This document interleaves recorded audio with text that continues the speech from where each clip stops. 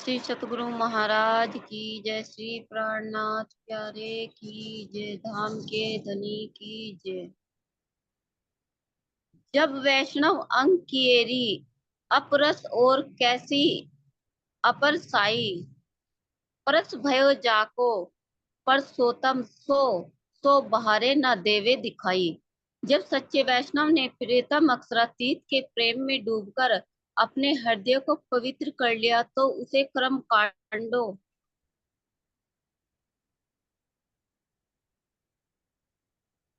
और जल आदि से अपनी पवित्रता का प्रमाणित करने की कोई आवश्यकता नहीं है। उत्तम पुरुष अक्षरातीत जिसकी आत्मा का मिलन हो जाता है वह संसार के लोगों के सामने प्रदर्शन नहीं किया करता।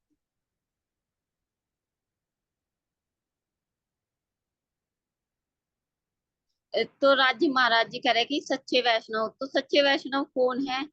वैसे तो संसार में जो एक सच्चे दिल से कर रहे तो सच्चे वैष्णव तो ये भी हैं, जैसे कि जैसे विष्णु भगवान की, शिव जी की, ये वो पूजा पाठ करते हैं, लेकिन कुछ तो दिखावे के लिए करते हैं और कुछ अपना आंतरिक अंतर्मुख योग करते हैं।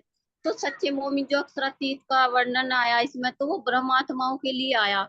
तो उन्हें कहा कि अक्षरातीत के प्रेम में डूबा, क्योंकि ब्रह्म सृष्टि अक्षरातीत के प्रेम में डूबेंगी।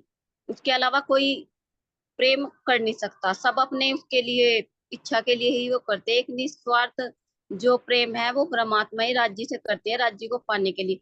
तो अपने हृदय को पवित्र करने के लिए पवित्र कर लिया, राज्य का प्रेम पाक है, तो उसे कर्म कांड करने की जरूरत नहीं पड़ेगी। और उसे ये भी दिखाने की जरूरत नहीं पड़ने की कि जैसे इस जल से अपने शरीर को पवित्र कर लिया और यहाँ संसार में रहकर कुछ दिखावा करने की भी जरूरत नहीं पड़ने, क्योंकि उसका एक मिलन परमात्मा से जब हो जाता है तो वो उसमें ही मगन रहती है। वो बाहर दिखावा नहीं करती कि मैंने उस प्रियतम से ऐसे बात करी, ऐसे आनंद लिया, ऐसा रस किया। करेगी तो अपने सुंदर साथ से बात करेगी वो, क्योंकि वो एक सुंदर साथ ही उसकी परिस्थिति को समझेगा। और जो कर्म कांड का है, कर्म कांड का तो जैसे संसार में दिखावा सब लोग करते हैं पूजा पाठ करने को, तो जो राज्य के प्रेम में डूबेगा वो बाहर का नहीं दिखाने का, वो अंतर्मुखी अपने राज्य से प्रेम करेगा, उससे ही उसका हृदय पवित्र होगा। तो उसे इतना बाहर तो शरीर को स्वच्छ करने के लिए ही नहाया जाता है, लेकिन जो राज्य के प्रेम में डूब जाते हैं तो किसी दिन वो परिस्थिति भी आती है कि जैसे राज्य के प्रेम में डूब गया, उनसे मिलन हो गया, इतना वो हो गया, तो वो नहाना भी उससे अच्छा नहीं लगता। वो उसका उसमें ही डूबी रहती है, तो इस वजह से वो कर्म कांड बाहर का दिखावा भी नहीं करती, वो अंदर ही अंदर अपने राज्य से मिलन करके वो पवित्र अपने हृदय को कर लेती है। तो इसे बाहर के कर्मकांड को दिखाने की जरूरत ही नहीं पड़ती। जी जी। तो इस वैष्णवों के एक माध्यम बनाकर यानी ब्रह्म आत्माओं की ही पहचान करते हैं। सुंदर जी हमारा ही लक्षण होता है ना, जी उनकी बुद्धि है कि वास्तव में जब वो हक के जमाल में नहा लेती है तो बाहर से नहाना उसको दिखाना नहीं पड़ता कि भाई मैं इतनी साफ सफाई रखती हूँ, इतने मेरे अच्छे कपड़े पहने जाते हैं, मैं 4 4 बार चौका लगाती हूँ, 3 3 बार स्नान करती हूँ। बाहर से शरीर की शुद्धता तो जरूरी है, ये नहीं कि वो नहाना भी छोड़ दें कि भाई ब्रह्म आत्मा अब तो नहाने की जरूरत नहीं है, सर्दी आ रही है तो 8 8 दिन निकाल देते हैं, ये भी हो जाता है सुंदर सा। मैं चली थी एक बार ऐसी चर्चा कि भाई परमात्मा है तो बाहर से नहाती अंदर का नहाए, तो बहाना मिल गया, अरे वाणी में क्या है। नहीं, बाहर से भी नहाना जरूरी होता है, क्यों? क्योंकि शरीर में दुर्गंध हो जाती है ना। हाँ जी, स्वच्छता के लिए, बाहर की स्वच्छता के लिए तो नहाना जरूरी है ना। क्योंकि तामस खत्म हो जाता है, सात्विकता मन अंदर आती है, फ्रेशनेस आती है। तो कुछ जो आलसी होते हैं वे ढूंढ लेते हैं बहाना कि भाई वाणी में कहा था कि पाकना ये पानी चाहिए रस का जल, भाई से तो पवित्र नहीं होंगे। अरे तन तो पवित्र होगा ना, तन तो शुद्ध होगा ना, जो सात्विक है, जो बाहर की गंदगी है। पीछे बताया कि तन की शुद्धि तो जल से ही होती है। भाई आत्मा की शुद्धि, जीव की शुद्धि अंतर अंदर के ज्ञान से होती है। तो ये जो बाहर का दिखावे के रूप में कहा गया ना कि भाई इतनी कंठी डाल ली है, ऐसा वैरागी वेश धारण कर लिया, ऐसे जटाएं बढ़ा लिया, ऐसे कान छिदवा लिए, या ऐसे वही कई कई बार चौका लगा कर ना कर, ये वाली शुद्धि दिखावा नहीं करती है। क्योंकि वो धनी के प्रेम में नहाकर ही उसका अंतकरण भी निर्मल रहता है। बाहर से शरीर बनेगी शुद्ध रखेगी, है ना सुंदर सा। तो कह रही है सुंदर सा जी की जो ब्रह्म आत्मा में लग जाती है तो बाहर से दिखावा नहीं होता। जो आतन चौपाई लागी वाली और कछु न लाग, बिन ब्रह्मांड वाको हरि नाई, और खेलत प्रेमी पार पियासो देखन को तन सा। देखने के लिए तुम सागर में रहेगा, लेकिन वो अपने धनी के उस प्रेम रूपी रस में ही डूबे। ये ब्रह्म आत्मा की कितनी विशेषता है। तो इससे और क्या प्रश्न मिलेगी और क्या स्वच्छता मिलेगी? सबसे बड़ी पवित्रता तो वही है। शरीर तो एक नाम मात्र का है कि भाई थोड़ी देर के लिए नहाया, फिर ऐसा कैसे ही हो जाएगा 2 घंटे बाद? तो ये अंदर का तो जी, अंदर का जब हृदय निर्मल होगा और राज्य के प्रेम में डूबेंगे तो उससे ज्यादा तो स्वच्छता कोई होगी ही नहीं। कोई होगी नहीं। तन तो ये है थोड़ी देर के लिए जरूरी है इसके लिए जब तक है, नहीं तो गंदगी से बना हुआ और गंदगी में ही मिलकर लैब। और इससे एक चीज और होगी, जैसे कि हमारे मन में बाहर का हम कुछ भी कर रहे तो ये क्या होगा, एक बाह्य मन पे ही रहेगा वो। इतना बाह्य मन पे रहेगा तो वो इस पे हावी होता रहेगा। लेकिन जब ये प्रेम में राज्य के उसमें डूब जाएगी तो ये बाहर का मन खत्म होकर अंदर चित में जब प्रवेश करेगा तो ये अंदर का ही रहेगा, क्योंकि बाहर को तो ऐसे लेकर डूब जाएगा, बाहर ही रखेगा। और जब अंदर आएगा, अंदर बता दिया पवित्रता आ जाएगी तो ये अंदर ही अंदर रमन करेगा उसमें, फिर ये बाहर वाला भी अंदर ही लग जाएगा उसके साथ। बिल्कुल, ये भी पवित्र है उसको लेकर। बहुत अच्छा सोच।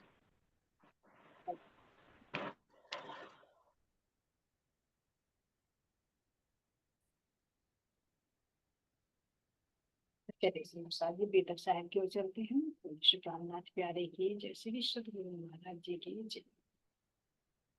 तो अब सुंदर साथ जी यहाँ पर कह रही है, महाराज जी जब खिचड़ी बनाते हैं मैदिनापुर में, है ना, तो वहां पर वो साधु आते हैं और कहते हैं कि क्या हमें भी भोजन मिलेगा? तो महाराज जी तुरंत उनको कहते हैं कि सब कुछ आपका ही, आप क्या आज्ञा मान लो। तो सुंदर साथ जी जैसे उनको परमिशन मिल जाती है तो वे पत्तावल ले आते हैं। तब तक महाराज जी खिचड़ी तैयार कर देते हैं, और जैसे ही उन्होंने पत्तल बिछाई तो महाराज जी उस पर खिचड़ी डाल देते। अब महाराज जी बता रहे हैं कि उनका स्वरूप कैसा था। सुंदर साथ जी ध्यान से देखिए। भूतनाथ जैसा स्वरूप था, पवन निराली के इंसान, वो विरक्ता के प्रतीक जो लगता था पुरुषत्व महान। भूतनाथ जैसा स्वरूप।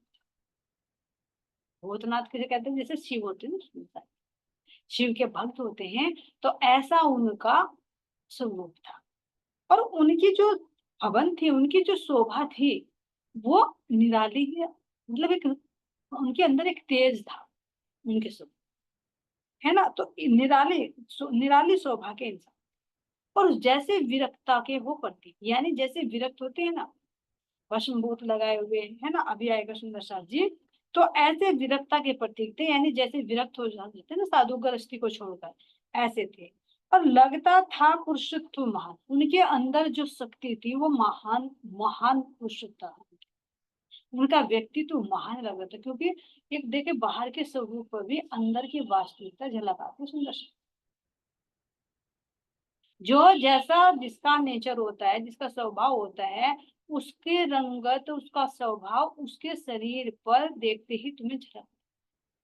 कोई तपस्वी होगा, साधु होगा, तो उसके शरीर पर तुम्हें उसकी झलक आ जाए। कोई गलत खान पान का होगा, उसका भी तुम्हें स्वभाव नजर आए। कोई भौतिकतावादी होगा, उसके स्वरूप से तुम उसकी पहचान करो। कोई भक्ति भाव में डूबा हुआ होगा, उसके स्वभाव से, बाल के स्वरूप से उसकी थोड़ी पहचान जरूर है। तो ऐसे कह रहे महाराज जी कि मुझे उनका जो पुरुषत्व था वो महान लग रहा था, कि महान शक्ति से युक्त।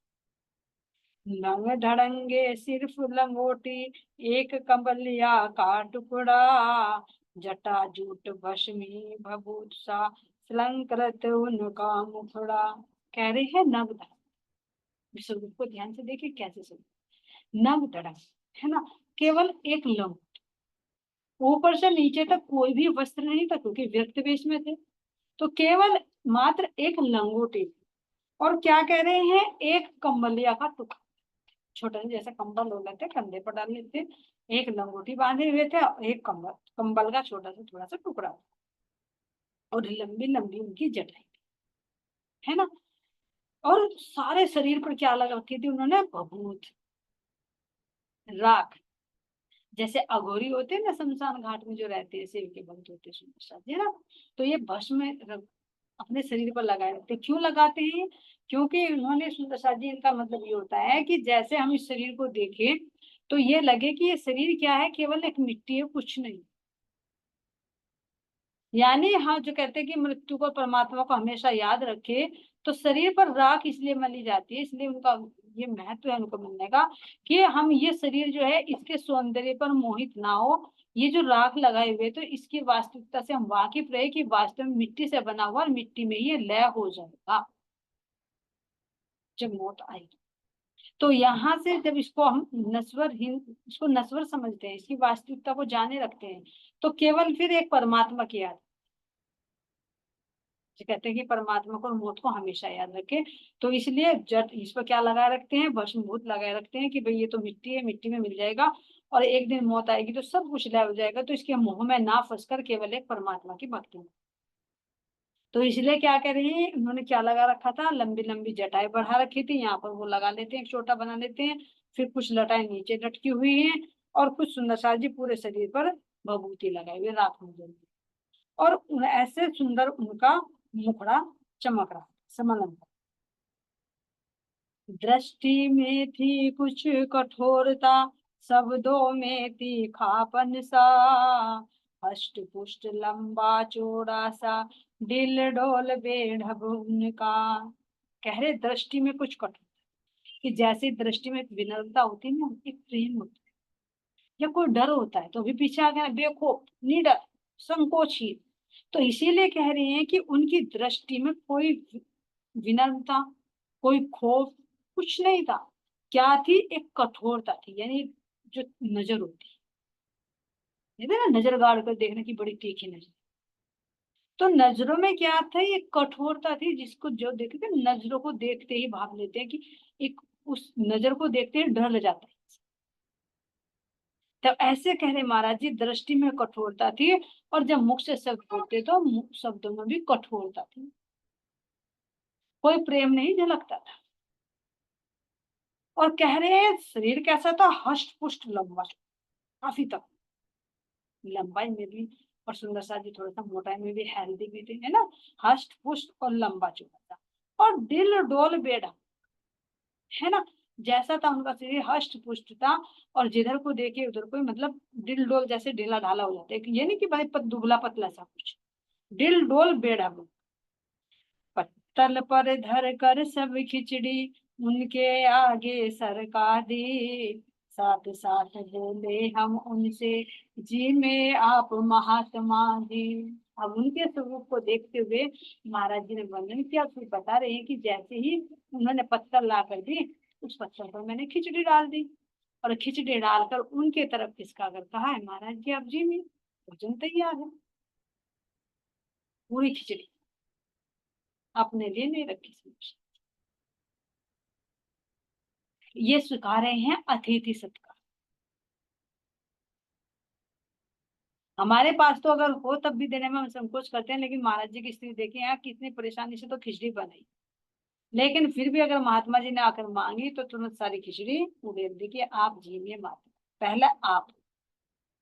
तो आने वाला आगंतुक अगर सुंदर साथ जी वास्तव में भूखा है, हमारे घर पर भी आई हुई, तो सबसे पहले भूखों का भोजन कराना सबसे पहला कर्तव्य।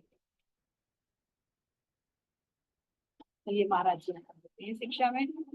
तो अब जैसे वो रख दी सुंदर साथ जी, तो क्या कह रहे हैं, साथ साथ बोले हम उनसे, जी में आप महात्मा जी। तो खिचड़ी डालकर उनकी तरफ खिसका कर कहा कि महात्मा जी आप भोजन ग्रहण कीजिए। कहने लगे महात्मा जी, तुम भी तो जीमोगे अपने साथ। हमने कहा क्यों शर्मिंदा करते हैं आप।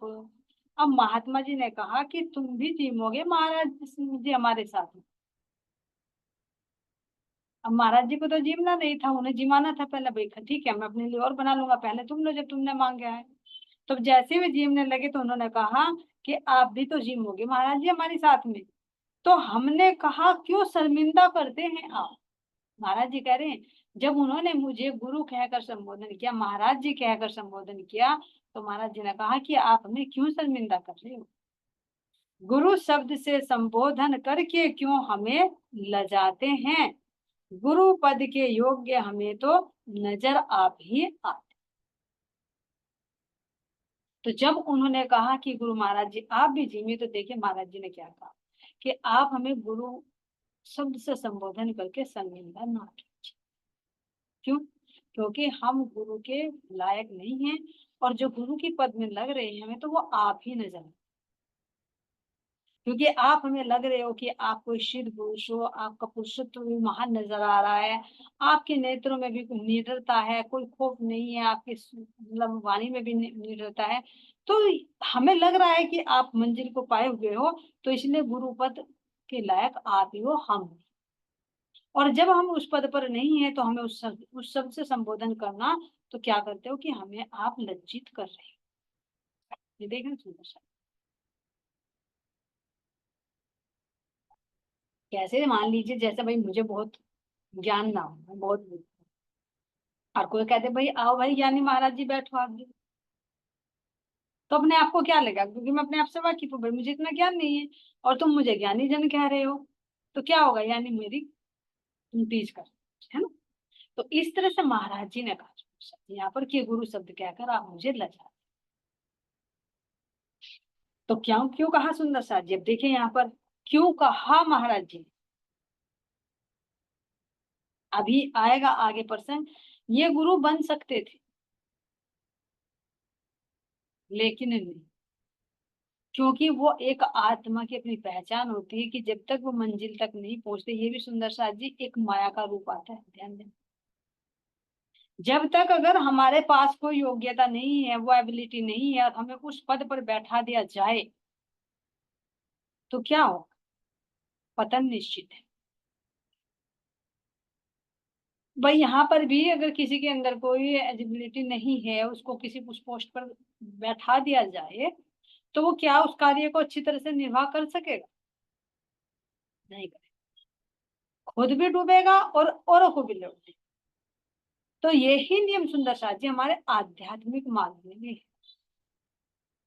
कैसे, जब तक, देखिए गुरु की पहचान बताई, गुरु किसको कहा, सतगुरु किसको कहा, सतगुरु वाह को कहिए जो देवे अगम के लाभ, इन्हें उल्टी से उल्टा है कि पिया प्रेम करे संग,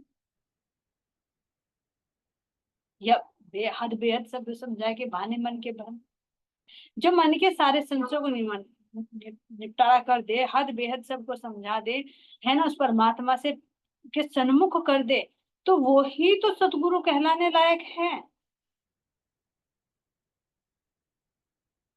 और अगर कोई पात्र नहीं है और हम उसको उस सतगुरु शब्द से संबोधन करते हैं, तो सुंदर साथ जी मेरे विचार से तो वो सतगुरु शब्द का भी अपमान, कैसे सतगुरु शब्द का अपमान है, फिर वही कहूंगी। जैसे मान लीजिए कोई राष्ट्रपति या प्रधानमंत्री, मोदी जी को ले लीजिए, कुछ भी ले लीजिए, है ना, और हम किसी कुत्ते को, किसी डॉगी को देख करके हाँ भाई मोदी जी आप आ गए, तो उस शब्द का भी अपमान है। वो कुत्ता थोड़ी ना उनकी बराबरी कर सकते, कहाँ उनका स्टेटस है, कहाँ वो, तो उस शब्द का भी तो, उस नाम का भी तो एक अपमान ही माना जाएगा ना। तो इसी तरह से सतगुरु शब्द बहुत पाक है सुंदर शाह जी, बहुत कुछ साक्षात परमात्मा का स्वरूप जिनके अंदर विराजमान हो जाता है, वो सतगुरु कहलाने वाले, जो खुद को अपने अज्ञानता हटा ले और दूसरों को भी उस प्रकाश में लेकर आए, वो गुरु कहलाने लायक। और अगर किसी को पता नहीं है फिर भी हम गुरु गुरु कह रहे हैं, तो वो गुरु शब्द का भी मेरे विचार से तो अपमान ही करना है ना। और ये क्या होता है, ये माया का एक रूप है, जहां तक मेरे समझ में आ रहा है, महाराज जी समझा रहे हैं सुंदर साथ जी, कि जो गुरु, एक मान लीजिए हम कुछ कुछ रास्ते पर थोड़े बहुत हमने कदम बढ़ाए, तो कदम बढ़ाते समय माया तो जरूर आएगी पग पग पर, कभी किसी रूप में, कभी किसी रूप में, कभी किसी रूप में, है ना। तो अब पहले ये एक रूप होता है कि भाई मान लीजिए हम सुंदर साथ चल रहे हैं, है ना, किसी को कम किसी को ज्यादा है, और थोड़ा सा किसी को 1% ज्यादा हो गया, तो छोटे अगर कम वाले उसको गुरु गुरु कहने लगे, तो क्या वो गुरु बन गया, नहीं। क्योंकि जिस स्टेज पर पहुंचकर गुरु बना जाता है, अगर वो अभी उस स्टेज पर नहीं पहुंचा, तो गुरु शब्द से कैसे संबोधन किया जाए, तो वो क्या होता है, उसका खुद का पतन हो जाता है। क्यों, क्योंकि एक तो जब गुरु शब्द आता है और मैं उसके लायक नहीं हूं, तो अंदर अहंकार आना जरूरी है, आएगा बेशक, क्योंकि जब तक आत्मा जागृत नहीं हुई और जीव के स्टेटस पर है, तो जीव के अंदर तो अहंकार आएगा, वो दज्जाल खड़ा हो जाएगा कि भाई मैं तो गुरु हूँ, मुझे तो सब लोग गुरु महाराज जी कह रहे हैं।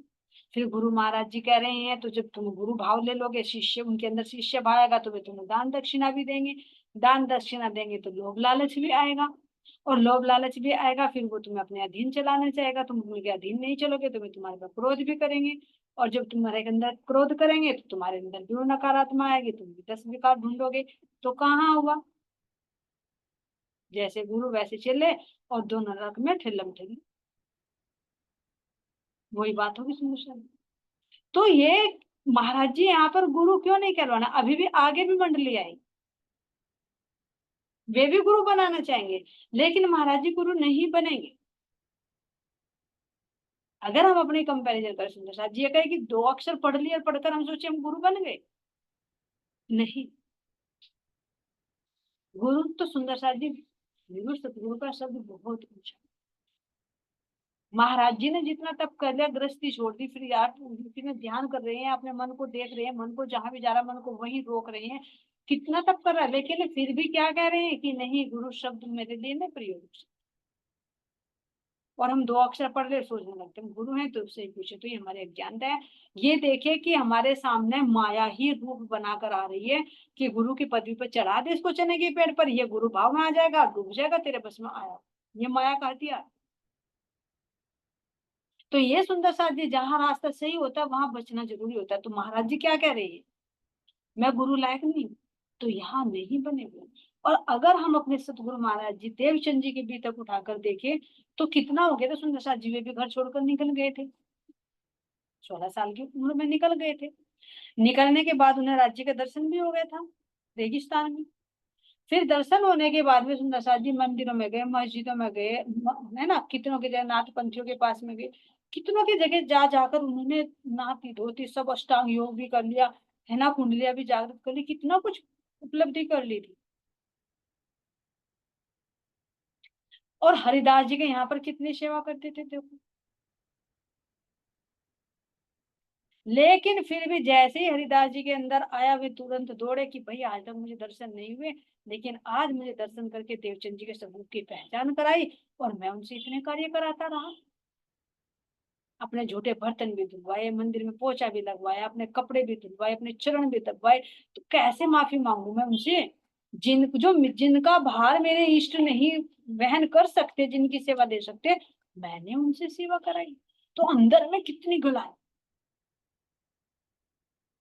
कैसे पश्चाताप करूं इसका। तो दौड़ पड़े तुरंत, रास्ते में ही बीच मार्केट में बाजार में ही मिले तो तुरंत चरणों में लेट गए।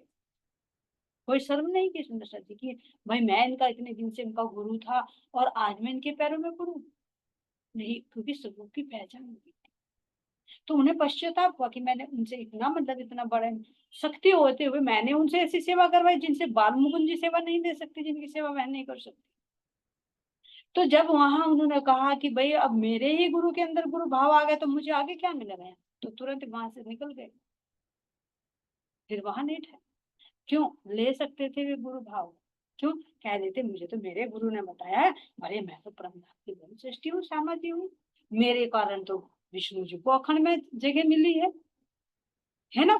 जो बाल मुकुंद है जिनकी सेवा कर रहा था वो मेरी सेवा सहन नहीं कर सकते, तो मैं तो बहुत बड़ा हूँ। तो जब मेरे गुरु मेरे चरणों में पड़ रहे हैं तो मुझे तो गुरु बन जाना चाहिए, नहीं, नहीं बने, तुरंत कांजी भट्ट के पास चले गए। भागवत कथा सुन, जब तक परमात्मा खुद अंदर विराजमान नहीं हुए सुंदर सा जी, तो वास्तव में वे गुरु नहीं बने, सतगुरु नहीं कहते। सतगुरु मेरे श्याम, जब हृदय में परमात्मा की शक्ति विराजमान होती है तो वे ही सतगुरु कहलाने लायक है, अन्यथा कोई नहीं। ना तो इस शोभा को ले सुंदर सा जी, ना हम इस लायक हैं, और ये भी करे कि हम इस शोभा, इस शब्द को हर एक के लिए इस्तेमाल भी ना। हम गुरु महाराज जी, गुरु महाराज जी करते रहे, करते करते रहे, करते करते रहे, हम से पूछे तो उसके पैर पकड़ कर खींच रहे जो अभी चल रहा है हमारे साथ साथ, जो हमारे साथ साथ में चल रहा है, उसे आगे बढ़ने की बजाय क्या कर रहे हैं, उसके पैर पकड़कर और नीचे गिराने की कोशिश कर। तो इसलिए जितना भी संभव हो सके सुंदर साथ जी, वास्तव में सतगुरु हमारे आवेश सतगुरु देखे, मूल सतगुरु देखे हमारे राजी आवेश सतगुरु देखे हमारे देवचंद जी, हमारी श्यामा जी हैं, और सुंदर साथ जी हमारे जो स्वरूप देखे तो हमारे परमहंस जी हैं। बाकी हम सब दूर हैं, हम सब चलने वाले मंजिल पर एक राही हैं, संगी साथी। हम तो एक दूसरे के साथ सपोर्ट करके चल रहे हैं, कोई गुरु के पद पर नहीं है, सतगुरु के पद पर नहीं है। सब ये है कि जैसे माया में आए हुए सब एक दूसरे से सहू कर करके चल रहे हैं, सतगुरु की वाणी का मिलजुल कर मंथन कर रहे हैं। नहीं तो हम सब क्या है, हम सखिया है, हम बराबर हैं। यहाँ भी इक्वली हैं और परमधाम में तो हम सब है ही समान।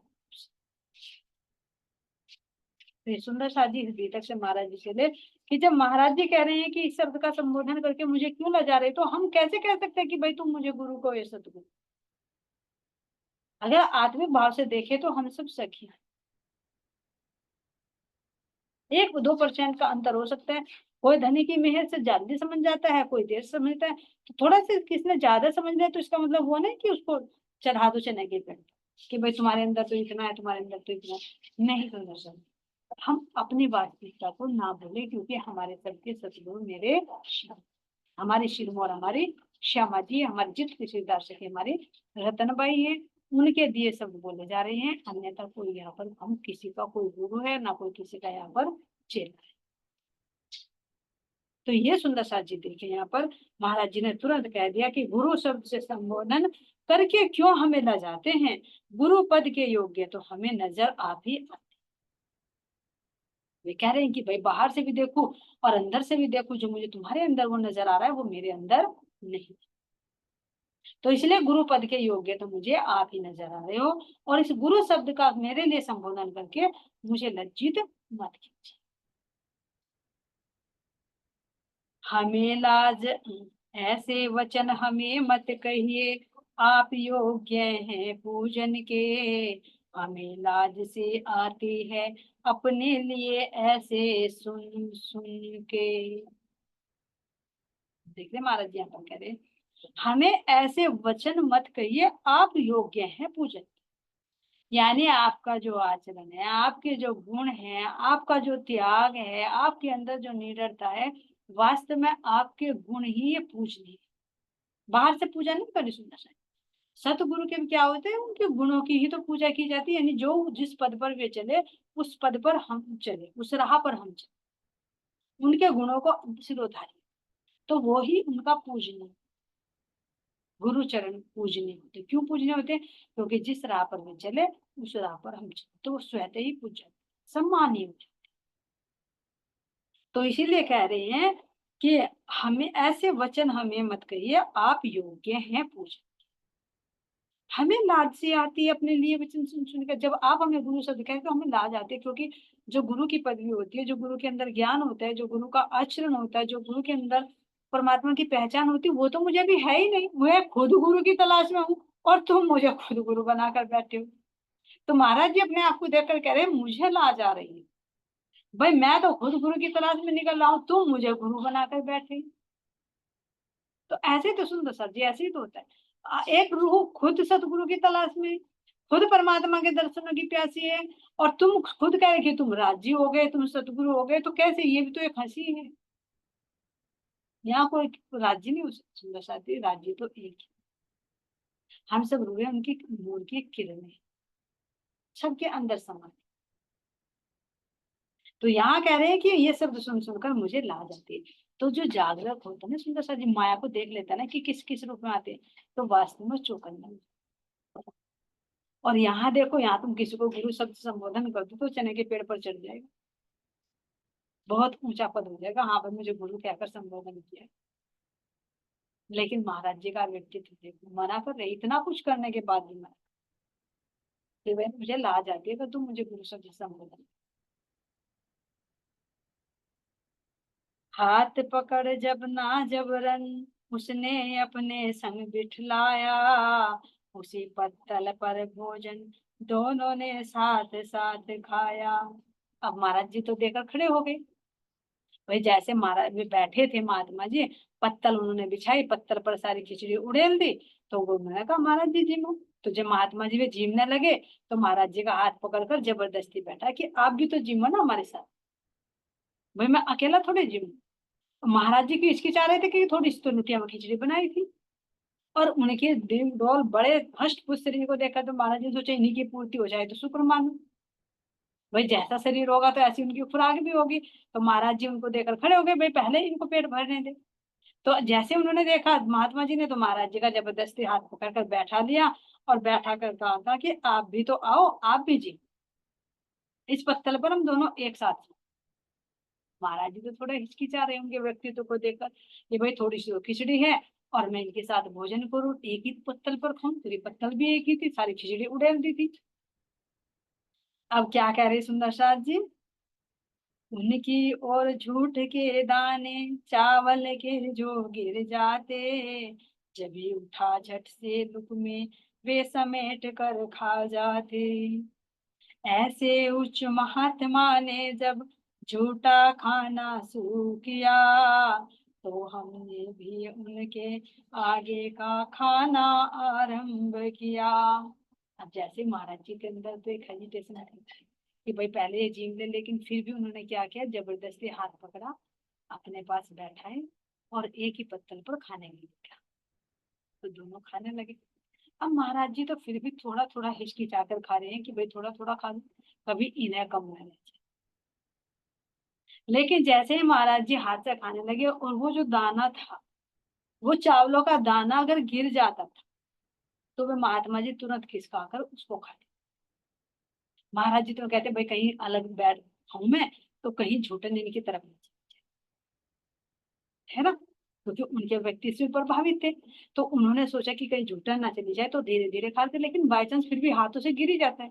तो जो भी एक भी दाना गिर गया तो वो तुरंत महात्मा जी उसे अपनी तरफ खिसका लेते, तुरंत खा लेते। महाराज जी ने देखा अरे ये तो मेरा झूठन खा रहे। तो यहाँ महाराज जी शर्मिंदा हुआ, कहते भाई जब ये महात्मा जी मेरा झूठा खा रहे तो मैं क्यों फ्रेज करूँ के झूठा। तो उन्होंने महाराज जी कहा कि मैंने भी फिर झूठा खा। तो दोनों ही एक पत्तल में खाना शुरू कर देते हैं। सुंदर से क्या है एक साथ में खाना, जैसे हम सब आत्माएं एक ही पत्तल में एक ही साथ में बात, आत्मा का इससे क्या होता है, प्रेम भाव बढ़ता है। ये देखिए जब खाने चावल के दाने एक इधर गया एक इधर गया तो दोनों मिक्स हो गए, दोनों प्रेम से खा रहे हैं। ऐसा नहीं कि जैसे बिहारी जी और मेरा ठाकुर जी खा रहे हैं। जब देवचंद जी महाराज जी ने कहा कि लाओ भाई थाली लाओ, मेरा ठाकुर जी आए, इंद्रावती की आत्मा ही है, लाओ, और बिहारी जी को भी बुलाया कि एक ही थाली में खाओ मेरे साथ, तुम एक ही धाम की आत्मा है और मैं नहीं चाहता कि तुम अलग अलग हो, तुम मेरे सामने ही एक जगह।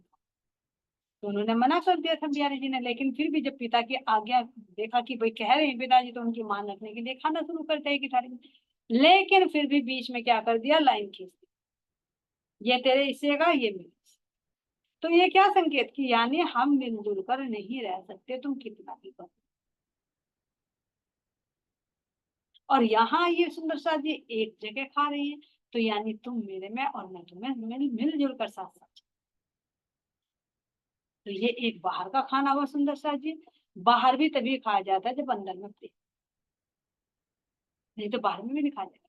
बाहर से अगर तुम्हारे मन में किसी के प्रति नकारात्मकता है, कोई शत्रु भाव रखता है तुम्हारे प्रति, या तुम रखते हो, तो तुम्हें कहे कि उसके साथ उसकी थाली में खाना, तुम उसके पास भी नहीं खाओ। अगर कहे बराबर साइड बाय साइड लेकर भाई प्लेट लेकर खड़े हो लो, तो अपनी प्लेट लेकर तुम इधर को मुंह करके खाओगे, उधर को नहीं, एक थाली की तो बात है दूसरी।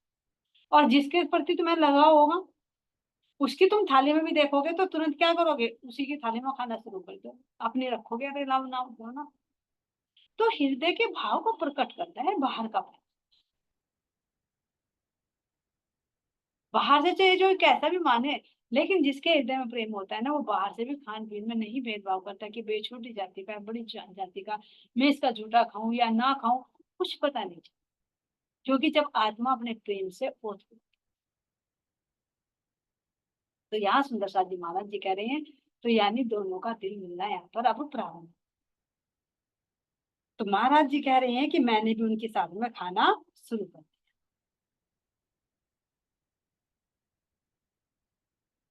बड़े प्रेम से जी में दोनों आया एक आनंद अपार, थोड़ा ही भोजन था लेकिन पेट भरे की आई डकार। देखना, कह रहे कि हम बड़े प्रेम से जीवे,